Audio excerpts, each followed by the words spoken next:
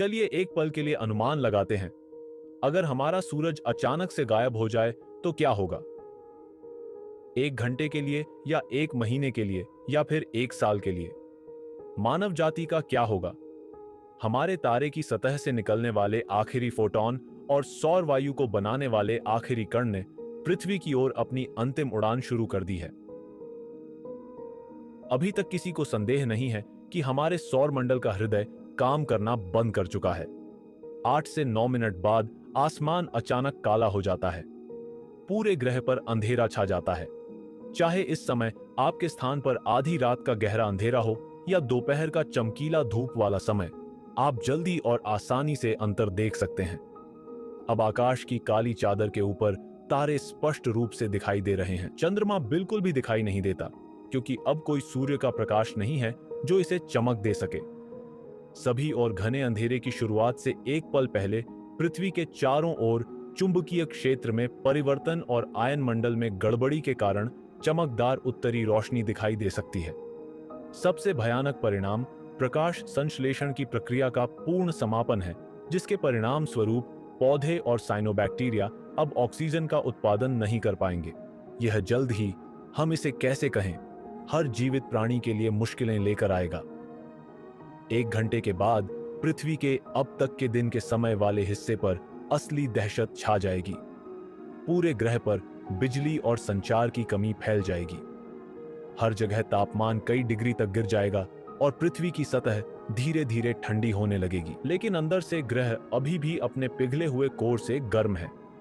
24 घंटे बीत जाने के बाद भी सुबह नहीं हुई है और न ही होगी।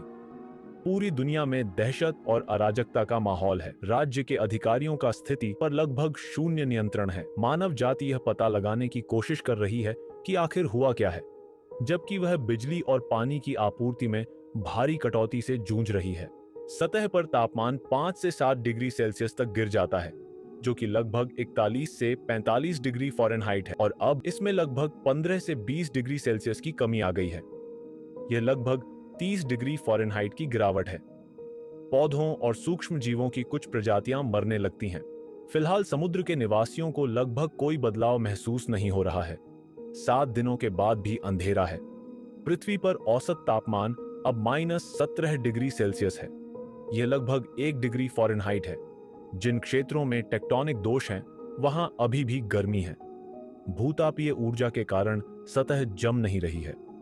ठंड या रोशनी की कमी के कारण अधिकांश पौधे पहले ही मर चुके हैं। शाकाहारी और गर्मी पसंद करने वाले जानवर भी मरने लगते हैं। महासागरों में फाइटोप्लैंक्टन भी मरने लगते हैं। उथले पानी के निवासियों को ठंड से बहुत तकलीफ होती है और समुद्र की सतह बर्फ में बदलने लगती है। अब तक वैज्ञानिकों और अन्य व्यक्तियों को एहसास हो गया है कि क्या हुआ है, और वे बंकर्स को व्यवस्थित करने और सुसज्जित करने में जुट गए हैं। 1 महीने बाद भी पृथ्वी ठंडी होती जा रही है। सतह पर औसत तापमान अब लगभग -30 डिग्री सेल्सियस है, यानी -22 डिग्री फ़ारेनहाइट, और लगभग पूरा ग्रह अब बर्फ से ढका हुआ है। लगभग सभी पौधे और साइनोबैक्टीरिया नष्ट हो गए हैं।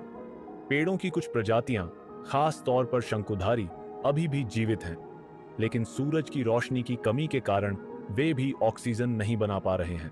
वास्तव में पृथ्वी पर रहने वाले अधिकांश जीव मर चुके हैं, लेकिन कुछ बैक्टीरिया अभी भी अपनी सामान्य जीवन गतिविधि जारी रखते हैं। पृथ्वी पर बचा हुआ अधिकांश जीवन अब केवल भूतापीय झरनों के पास और पानी के नीचे पाया जाता है। दिलचस्प बात यह है कि समुद्र की सतह पर बर्फ की परत उनके ठंडा होने की प्रक्रिया को धीमा कर देती है, और समुद्री टेक्टोनिक दोषों और भूतापीय स्रोतों के क्षेत्रों में पानी अभी भी गर्म है। जाहिर है कि प्राकृतिक रूप से गर्म हो रहा है, लेकिन समुद्र में भी सामूहिक विलुप्ति की घटना का नाटक शुरू हो जाता है। 1 साल में पृथ्वी और महासागरों की सतह बर्फ की मोटी परत से ढक जाती है। कैलटेक के प्रोफेसर डेविड स्टीवेंसन के अनुसार पृथ्वी की सतह पर तापमान लगभग -40 डिग्री सेल्सियस तक गिर जाना चाहिए, और यह फ़ारेनहाइट में भी उतना ही है। जीवन अब केवल पृथ्वी के महासागरों की गहराई में ही टिका हुआ है, और शायद मनुष्यों के कुछ समूह आइसलैंड और अन्य क्षेत्रों जैसे स्थानों पर ग्रह की सतह पर जीवित रहने में सक्षम हो सकते हैं, जहां भूतापीय गतिविधि बहुत अधिक है। प्रोफेसर स्टीवेंसन का मानना है कि पृथ्वी अगले कई हजार सालों तक ठंडी होती रहेगी, जब तक सतह का तापमान लगभग -160 डिग्री सेल्सियस तक नहीं पहुंच जाता, यानी -256 डिग्री फ़ारेनहाइट। उस समय ग्रह पर जीवन शब्द सामान्य अर्थ में असंभव हो जाएगा। और सूर्य के गुरुत्वाकर्षण के बारे में मत भूलना। आखिरकार यह असंभव है कि सूर्य अचानक अपने गुरुत्वाकर्षण को खोए बिना बुझ जाए। यदि सूर्य ग्रहों और अन्य खगोलीय पिंडों को उनकी कक्षा में रखना बंद कर दे, तो ग्रह और क्षुद्र ग्रह बस बाहरी अंतरिक्ष में उड़ जाएंगे। उनमें से कुछ संभवतः एक दूसरे से टकरा भी सकते हैं। उदाहरण के लिए, पृथ्वी गहरे अंतरिक्ष में उड़ जाएगी, जहां उस पर क्षुद्र ग्रहों, धूमकेतुओं और विकिरणों की बमबारी हो सकती है, और वह किसी अन्य ग्रह से टकरा सकती है या किसी दिन ब्लैक होल के गुरुत्वाकर्षण कुएं में समा सकती है।